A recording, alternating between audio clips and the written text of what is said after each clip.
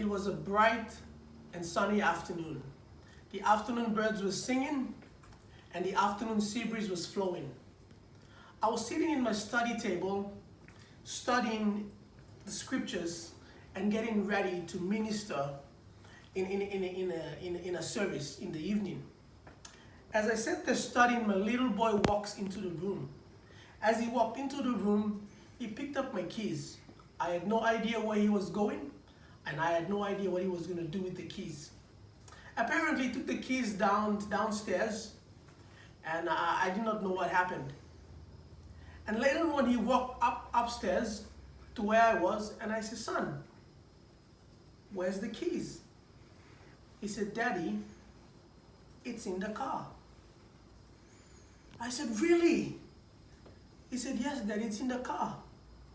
Immediately, I flipped through my mind. I said, oh, if my little boy left the keys in the car, and if the central locking system switched on, the keys will be locked in the car.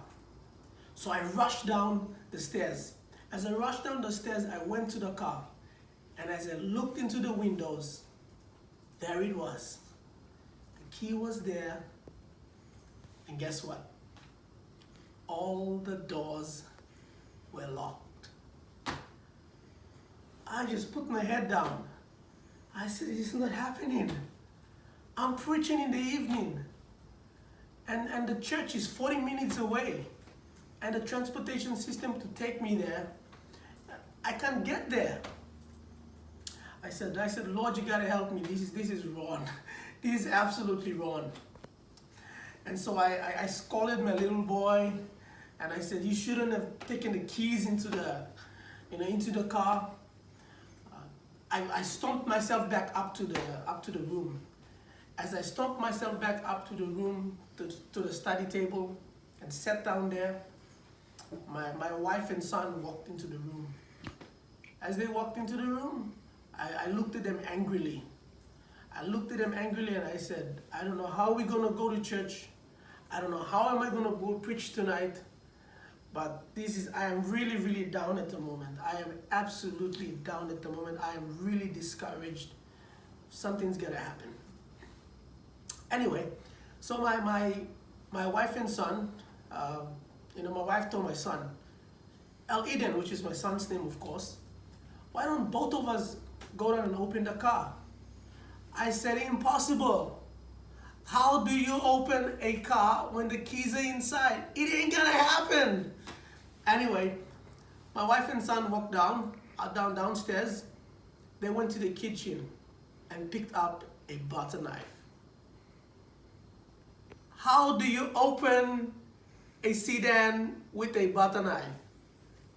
Who does that? Anyway, my wife and son, after 3 minutes, they walked back up to the room.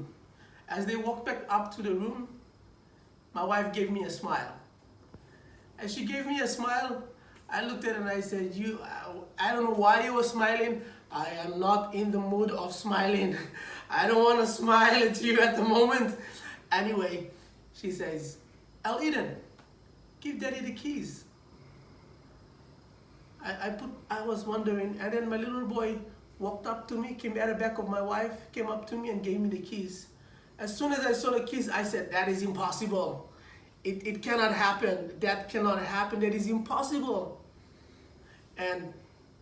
And so I looked at the keys and I said, "This is impossible." Anyway, I ran down the stairs frantically. I ran down to the car. I said, "I am absolutely sure I saw every switches of the door that was locked. I knew it was locked. I saw everything." But as I walked down to the car and looked inside, I saw one switch that was open. And I said, "Impossible. How did you open that car with a butter knife? That's impossible." Anyway, I said, my wife looked at me and said, "That is God." And I said, "I don't know what happened, but God came through for us." I learned a very important lesson that afternoon. That even when you least expect something, in your frustration, in your anger, in your anxiousness, and in your apprehension, in the midst of all of that, God can surprise you. My name is Thomas Hola, and this is my testimony.